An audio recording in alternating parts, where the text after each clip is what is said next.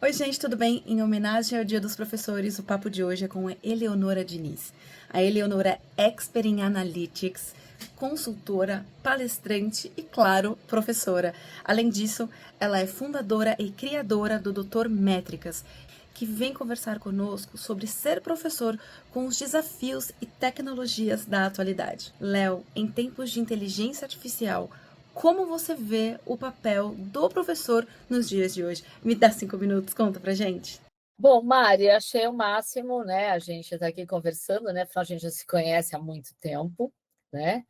E, assim, a gente tem que sempre se atualizar, acho que é o primeiro ponto, né? Principalmente eu, por exemplo, na minha disciplina, é uma disciplina que toda hora está mudando. Então, assim, se você assistir minha aula o ano passado e ver a aula este ano, a minha aula já é diferente, né? Então, eu acho que a inteligência artificial ela pode apoiar o. Acho que a gente tem que falar de inteligência artificial em dois pontos, né? Do ponto de vista de professor e do ponto de vista de aluno, né? Eu acho que o professor pode usar a inteligência artificial, por exemplo, poxa, quero rever esse conteúdo, como é que eu poderia deixar este conteúdo mais cativante? Que eu acho que a grande dificuldade é fazer com que o aluno se interesse pela matéria que você está falando. Eu tenho uma matéria que é muito difícil.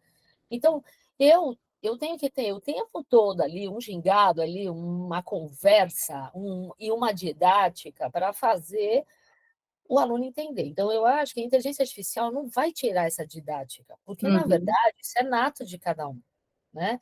E eu acho que aí, assim, como eu vejo, eu se fosse aluna hoje em dia, né, eu acho que eu tentaria usar a IA da mesma forma. Então, eu iria escrever algo, pedia para o chat GPT revisar, aí eu falava assim, não, mas eu nunca usei essa palavra, o professor vai estranhar. Eu volto e jogo, talvez, com a escrita que eu tinha feito antes, entendeu? Então, e aí, assim, a gente até já estava conversando aqui nos bastidores, né? Que você falou, pô, será que tem gente que de repente faz o TCC só no chat GPT? Eu falei, cara, pode até ser que tenha. Uhum.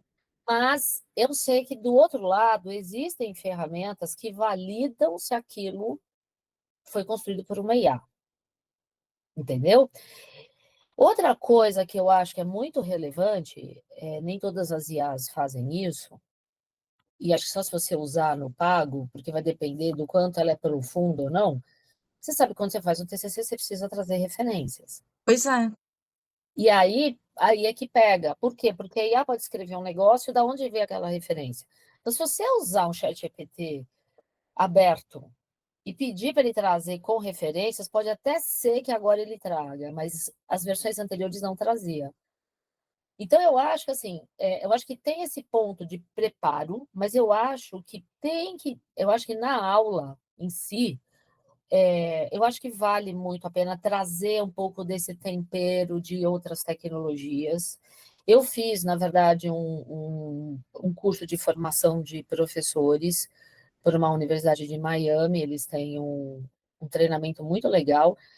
E aí a gente viu um case de um professor que usava uma Alexa Ah, na aula, entendeu? Ele criou uma base de conhecimento para a Alexa, isso era uma aula para crianças. Isso é incrível, entendeu? E aí daí ele foi muito engraçado, que eu acho que ele construiu um boneco e pôs uma daquelas Alexas que tem a tela de display, então ele fez um negócio desse tipo, mas ficou muito engraçado, ficou um negócio, falei, gente, o cara é criativo. Então, isso a gente está falando de educação infantil, que eu acho que sim. as crianças hoje estão nessa vibe, né? Total. Agora, como é que a gente tenta engajar um aluno em algo, você entendeu? Então, tem que ter uma teoria, um embasamento, mas eu acho que quando você exercita, tem uma questão prática e pode ter uma IA, é legal. Então, eu acho que assim, eu acho que como eu tenho uma formação um pouco, vamos dizer assim, híbrida, né? Eu já circulei na tecnologia, tenho design, tem agora esse curso aí de professor, sei lá, já fiz curso de comunicação. Então, acho que tudo isso favorece, te compõe de um jeito que você consegue entender o aluno. Então, assim, se a gente faz uma aula online e as pessoas estão de câmera fechada, é horrível, porque você não Uhum. sabe se as pessoas estão, qual é a cara deles. Quando você está na aula fisicamente, olhando para todo mundo, é diferente, porque você fala assim, Eu falei: "Eu estou sentindo que tem uma fumaça subindo de dúvida". "Tem mesmo?" Você entendeu? Né, então eu sempre brinco nessa coisa, então acho que é uma coisa de quebrar esse gelo, Sim. né. E saber conduzir, né, Léo, que você faz isso muito bem. Léo, muitíssimo obrigada pelos seus 5 minutos. Não tenho nem palavras para agradecer tamanha sabedoria, foi maravilhoso. E, por favor, tenho certeza que, assim como eu, muitas pessoas que estão assistindo querem saber mais sobre você. Então, conta, por favor, quais são suas redes sociais, aonde você costuma publicar os seus conteúdos, os seus cursos. Conta pra gente. Bom, eu tenho um site, né, eleonoradiniz.com.br, então lá dá para, tipo, ver ver o meu trabalho com consultoria, palestra, né, treinamento empresarial, mas eu estou muito presente no LinkedIn, acho que é a minha rede mais forte, né, então eu publico um conteúdo ali bem legal, falando de dados, mas também trazendo eu tenho procurado trazer outros temas indo além dos dados, né. Então, por exemplo, teve um dia desses que eu comentei sobre a hidrelétrica de Itaipu, falando de números da hidrelétrica e quanto a gente não valoriza, embora a gente tenha aqui questões ambientais Uhum. envolvidas, são os 2 pontos, né, os 2 lados da moeda.